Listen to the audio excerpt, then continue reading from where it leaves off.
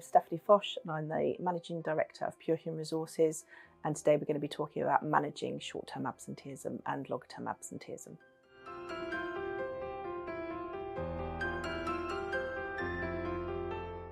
Well, the good news is you can manage it if it's unreasonable, and it's certainly for you to define what you consider to be unreasonable. There's no set hard and fast rule. Some companies have a trigger point system that say maybe more than 3 periods of sickness absence in a 6-month period. Others will have any more than 4 periods of absence in a 12-month period. But what that would normally do is, and that would be a rolling period rather than a calendar one, that kind of sets an alarm bell with a manager that says, this is quite high, we probably need to sit down and have a discussion with you. So that's the first place, is actually sitting down and saying to the individual, is everything okay? Is something wrong? We notice your absenteeism starting to increase a lot in this last 12-month period. Are we doing everything we need to do to support you? Obviously, if there is any concerns, again, occupational health can be about referral, and then they're not expensive, much more cost effective and appropriate to go to an occupational health specialist instead of a GP.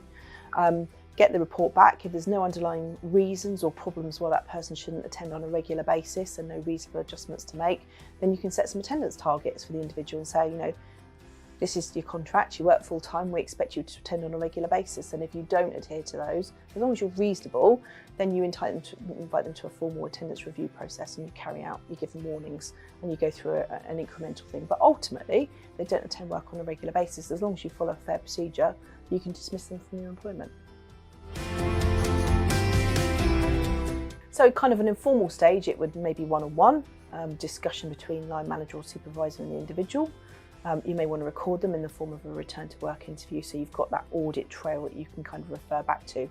If you get into the more formal attendance review procedures, then you should follow the principles of what's called the ACAS Code of Practice. So you would write to the individual, invite them to a meeting, giving them a couple of days notice of your intent to have a particular meeting.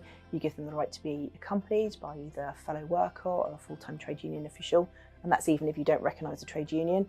You have the meeting, you put to them the level of attendance, and you remind them of the policy that you've got. You ask them again if there's any reason why not, and you then issue a warning in line with the policy that you've hopefully got in place, and you give them the right of appeal, you follow it up in writing, and then you monitor their attendance to hopefully see it improve going forward.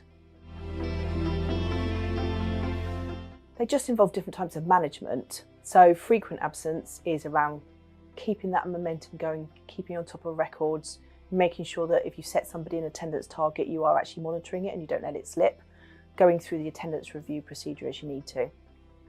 Longer term absence is just a different situation. The chances are it's probably due to some ongoing medical condition. Again, you're definitely going to need occupational health input for this. They will give you an indication of whether somebody's going to return to work, what time frame they're likely to return to work by, when they return to work, what kind of rehabilitation or phase work return you can expect. Typically, a phase return to work should be over a 4-week period, maybe incremental hours on week 1, 2, 3, and then 4.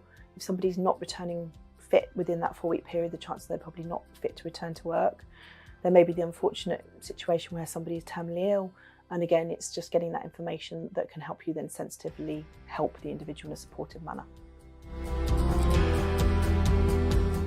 So ideally, that would be the trigger point for writing to occupational health. So we have a company that we refer. There's lots of companies out there. You can do it directly as an employer. We tend to draft the referral for our employees because obviously you're asking a question of a medic. So they will only answer the questions that you ask. So you need to make sure you ask the right question to get the right responses. So typically we would draft a referral form along with a cover letter that the employer can then send to the employee explaining what the process is. You get the employee's consent to that. We send it off to the occupational health company. They talk confidentially and directly to the individual, and then they send a written report directly back to the employer, which we can then help talk through with the employer to decide the best actions going forward. So this doesn't need to be a really formal process. Simple checklist can be good, or if you've got somewhere like a software reporting tool, you can report this straight up into it.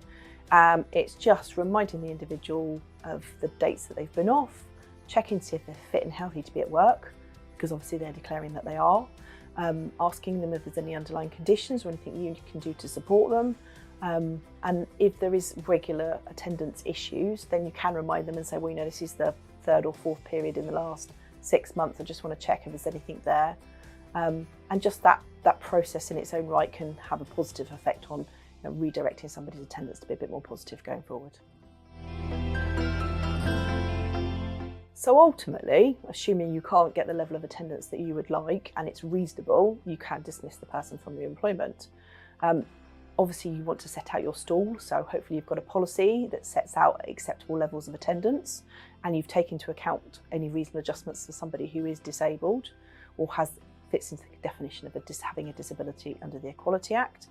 But if attendance doesn't improve, you give warnings, and if you don't see improvement, then you progress through those warnings and you dismiss from your employment. So we can help on lots of levels. That might be the advice and support and the referral to occupational health. It could be reviewing the feedback and making recommendations. It could be preparing the documentation to invite somebody through to an attendance review procedure. It could be writing a script for you to follow, or it could even be sitting with you to go through that process. It could be you outsource the appeal to us, for instance, as part of that process, and then following up with any correspondence with the individual. So as a HR consultancy, we help some organisations very light touch, others we will handhold throughout the process.